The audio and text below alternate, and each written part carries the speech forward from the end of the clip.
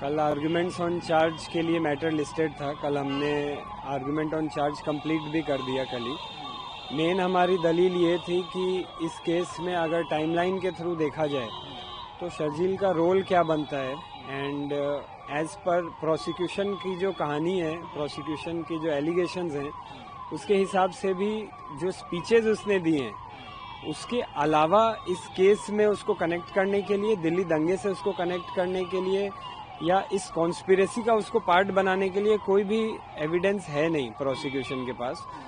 और हमने वो सारी चीज़ें पॉइंट बाय पॉइंट ये भी बताई कि जो जो एलिगेशन लगाए गए हैं कि हमारे पास इसके केस में एविडेंस है कि इसने पैम्फलेट बांटे, इसने स्पीचेस दिए, इसने व्हाट्सएप ग्रुप बनाए मोबिलाइजेशन के लिए, उन सारी चीज़ों के लिए ऑलरेडी एक एफआईआर चल रहा है, एफआईआर 22 ऑफ 2020, जिसमें इसको बेल हो रखी है।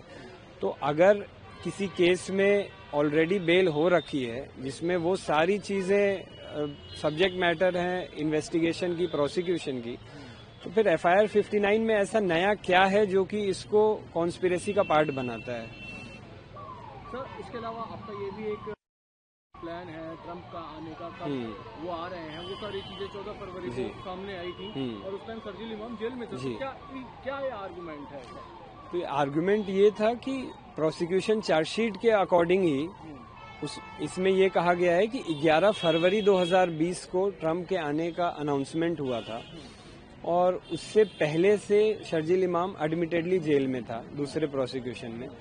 दूसरी बात यह है कि जब वो प्रोसिक्यूशन चार्जशीट में ही ये लिखा गया है कि जब ट्रंप का आना अनाउंस हुआ 11 फरवरी 2020 को, उसके बाद से प्रोटेस्ट का मोड, इंटेंसिटी और डायरेक्शन कंप्लीटली चेंज कर दिया गया। तो अब अगर ये कहा जाता है कि ये कॉन्स्पिरेसी का पार्ट था, तो ये तो 28 जनवरी 2020 से जेल में था। तो 11 फरवरी को जो चेंजेस लाए गए प्रोटेस्ट में, जो तथाकथित कहानी है प्रोसिक्यूशन की, उसके हिसाब से भी ये तो उस जो चेंज्ड कॉन्स्पिरेसी था उसका तो ये पार्ट हो ही नहीं सकता है। तो इसके अलावा सर, जो जब सुप्रीम कोर्ट ने भी कहा कि भी इनका केस और दूसरे आरोपी का केस जो है वो अलग डिफरेंट फुटिंग पर है दूसरे एक्यूज के मुकाबले, तो क्या सर उस फाइंडिंग से आने वाले समय में शर्जील इमाम को कानूनी रूप से दिक्कत पेश आएगी? वो डिपेंड करता है कि किस तरीके से हम लोग उस फाइंडिंग को देखते हैं।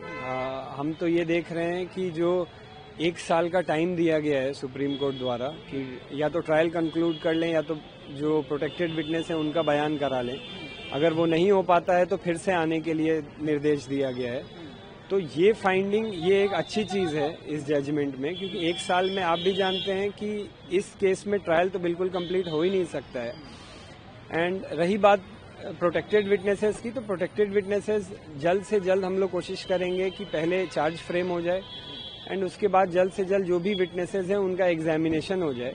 उसमें हमारे एंड से कोई डिले नहीं होने वाली है, पहले भी कभी नहीं हुई है, और कल इसी वजह से हमने एक ही दिन में आर्गुमेंट ऑन चार्ज कंक्लूड भी कर दिया है।